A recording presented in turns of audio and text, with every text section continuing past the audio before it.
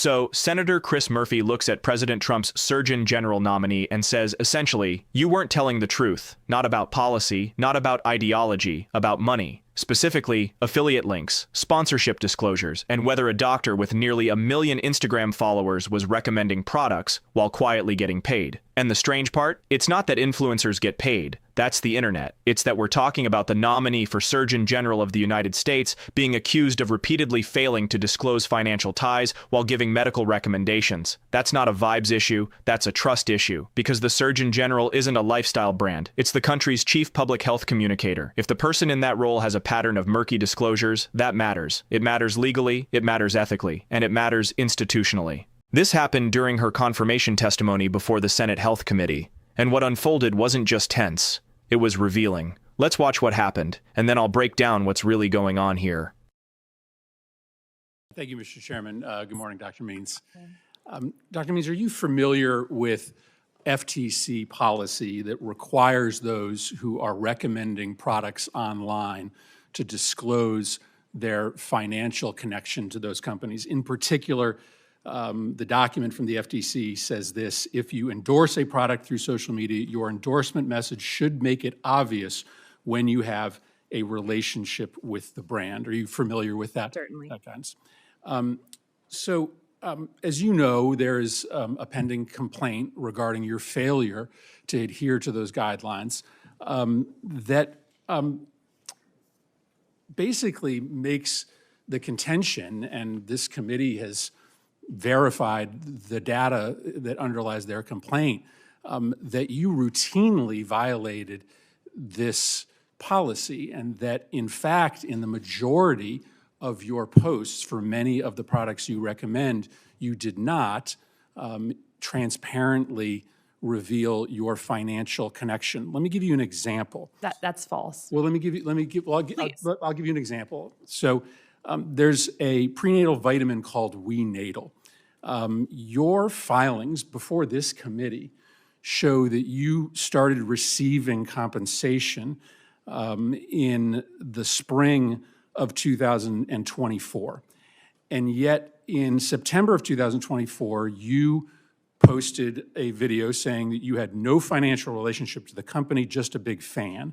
And then in October, you said, not sponsored, just love these. But in fact, you have documentation before this committee that showed when you said those things, you had a financial relationship. You had already started receiving money from that company. So you weren't telling the truth when you said you were just a fan. You were actually receiving money, correct? If in any post where I said I am not receiving money, I had not been receiving money at that time. But you had received partnership fees for this particular prenatal vitamin. In fact, prior to September and October, you had posted partnership links in which you get compensated based upon click-throughs, correct? I'm happy to look at whatever documentation you're talking about, but I do not. It's incorrect and it's a false representation. And just to be very clear, I've spent the last several months working with the Office of Government Ethics to be fully compliant with this process. I take it very seriously. Before, during, and after, if I am in office, I will be in full compliance with the Office of Government Ethics. I think, as I've talked about, conflicts of interest are incredibly important to rectify if we're in public service, and I am fully committed to continuing to work with them. So let me give you some other examples.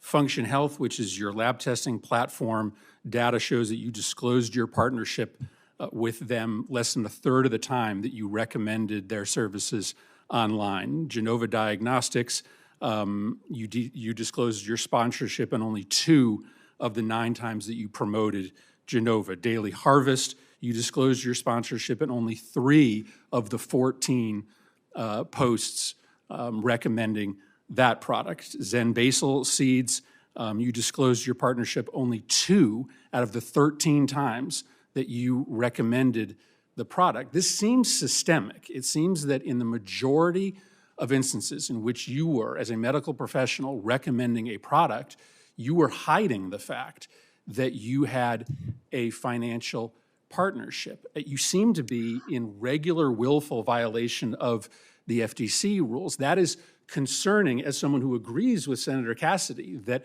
our focus has to be on restoring trust in the medical profession. And yet, over and over again, you seem to be at scale recommending products without telling your followers. And you have 200,000 newsletter subscribers. You have almost 1 million Instagram followers.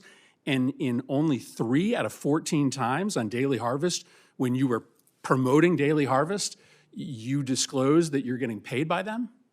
It sounds like you have a lot to say about this issue, and I would be very interested to see how your staff looked at this data. I have a strong feeling that the way in which they gather this data is done intentionally to create these claims that you're making. Well, I have the backup here. I mean, will you acknowledge that in many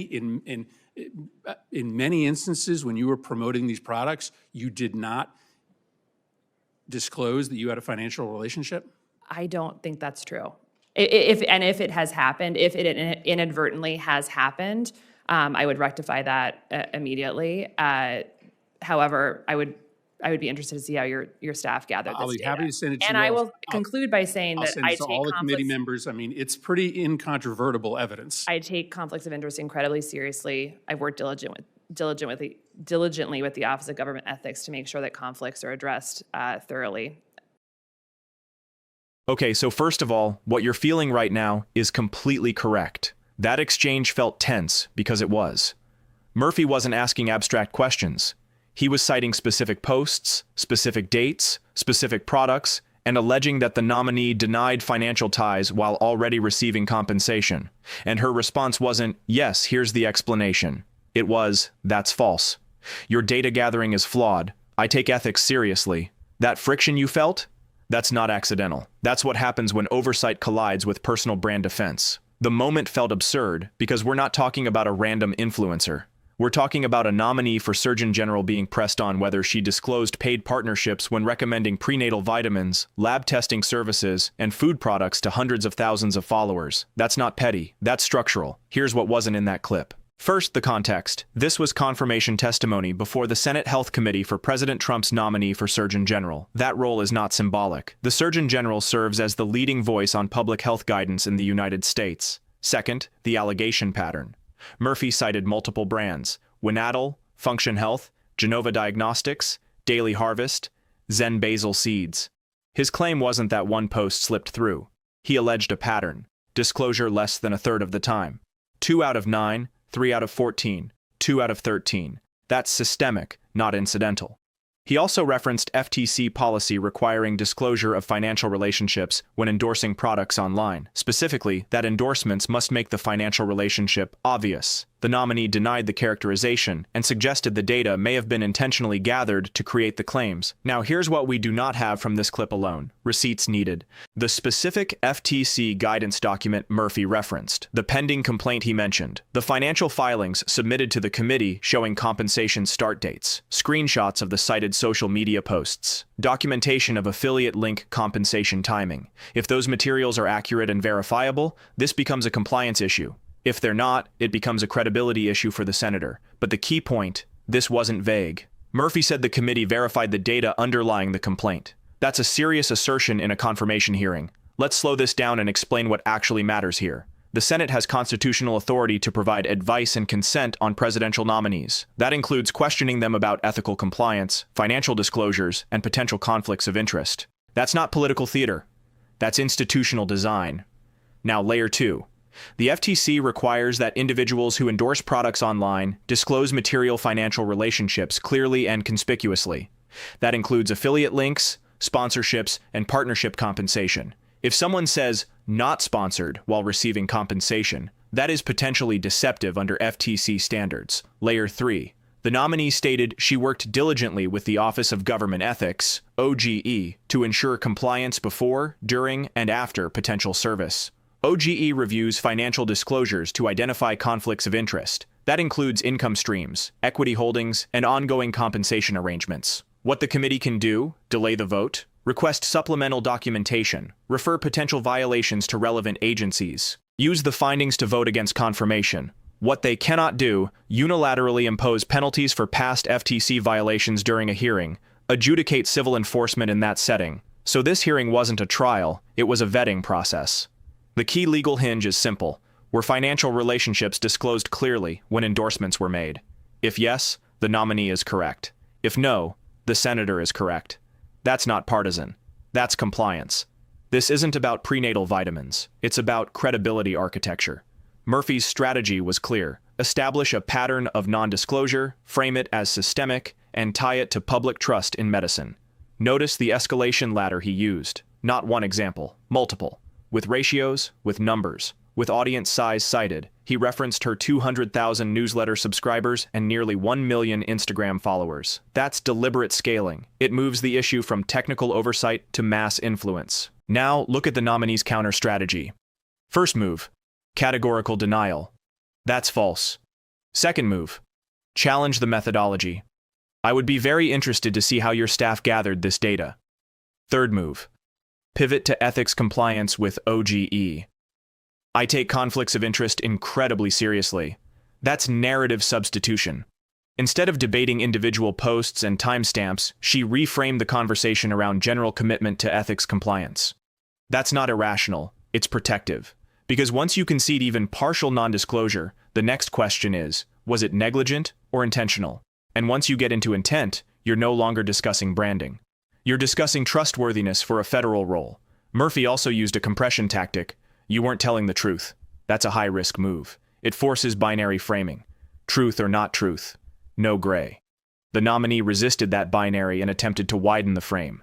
So what you saw wasn't just argument, it was strategic containment. Murphy tried to narrow to specifics, she tried to broaden to process. Both understood the stakes. Now zoom out. The Surgeon General's authority rests almost entirely on trust. It's not an enforcement role. It's a persuasion role. Public health guidance works because people believe the messenger is independent. If confirmation hearings normalize unresolved disclosure disputes, that weakens that independence perception. Even if the nominee is ultimately cleared, the hearing reveals something else. Influencer economics are now colliding directly with federal public health authority. And that collision matters. If medical professionals can build massive monetized platforms and then transition into federal roles without crystal clear separation lines, oversight becomes reactive instead of preventative. For you, that means something simple. When the next public health advisory comes out, critics won't just debate the science. They'll debate the messenger's past financial entanglements. That erodes clarity. Oversight hearings exist to surface those entanglements before confirmation, not after. If senators cannot establish transparent standards during vetting, those standards won't magically appear once someone takes office. Trust isn't rebuilt by assertion, it's rebuilt by documentation. This is like applying to be the referee in a championship game while arguing that your betting slips are probably misinterpreted.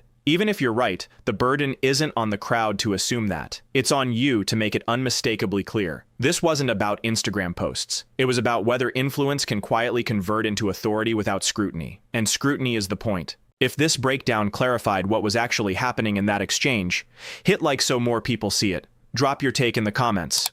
Was this oversight doing its job or political theater? Subscribe for sharp receipts first analysis, and I'll see you in the next one.